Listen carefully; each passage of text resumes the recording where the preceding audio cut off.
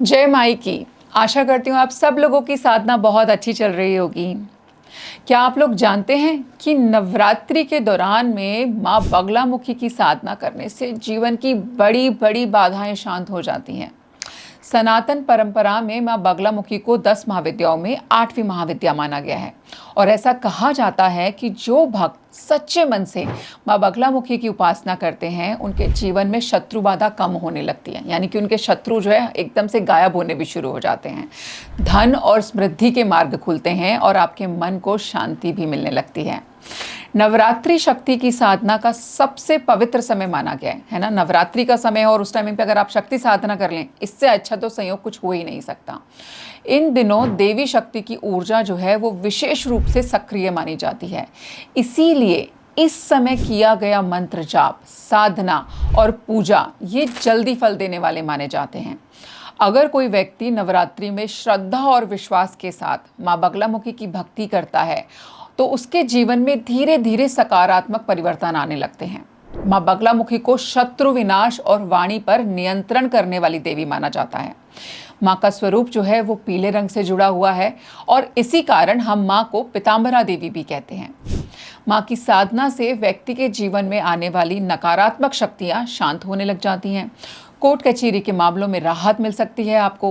व्यापार और कार्य क्षेत्र में सफलता के रास्ते भी खुल सकते हैं और मन में आत्मविश्वास भी जो है वो बढ़ने लगता है। कुछ सरल उपाय भी कर सकते हैं आप इन दिनों में। सबसे पहले बताती हूँ कि पीले रंग का जो है वो बहुत विशेष महत्व है, क्योंकि मेरी माई को जो है ये रंग बहुत ही ज़्यादा प्रिय है।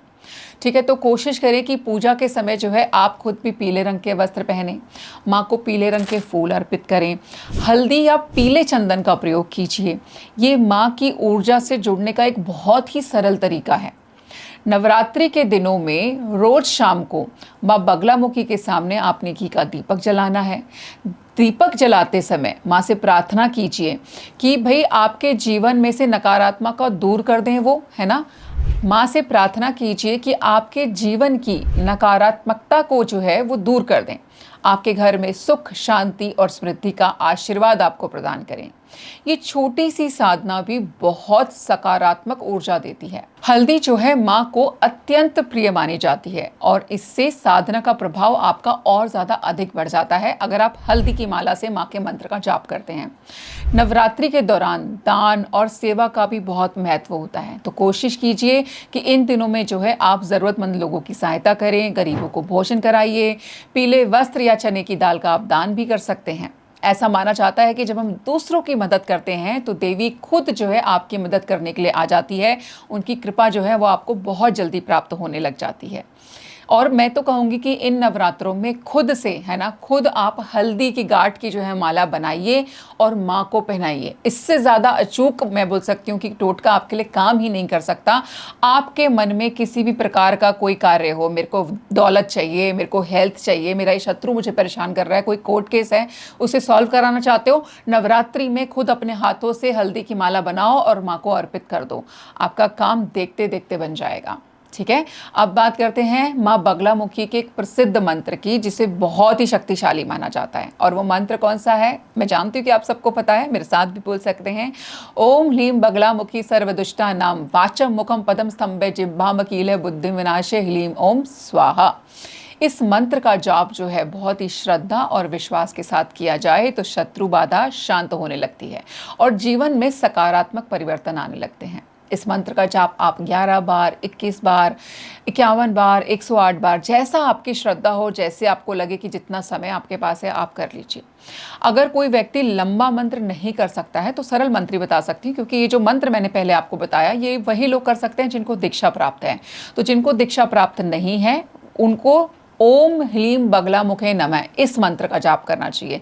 इस मंत्र को भी जो है रोज आप 108 बार जो है आप जाप कर लीजिए। माँ की कृपा आपको प्राप्त होनी शुरू हो जाती है।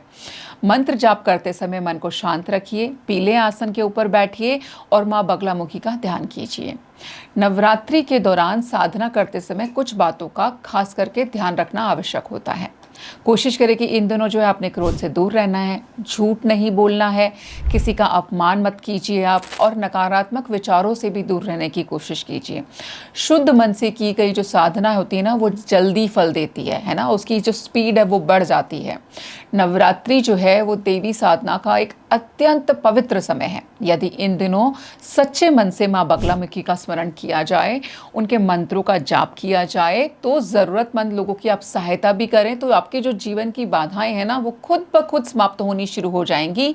आपके जीवन में सुख, समृद्धि और शांति उसके रास्ते खुलने लग जाते हैं। तो इस नवरात्रि आप भी माँ बगलामुखी से प्रार्थना कीजिए कि आपके जीवन में दुख और बाधाएं ये दूर हो जाएं, आपके घर में सुख, शांति और समृद्धि का आशीर्वाद जो है माँ बगलामुखी आपको दें। जय माई की, जय माँ बगलामुखी।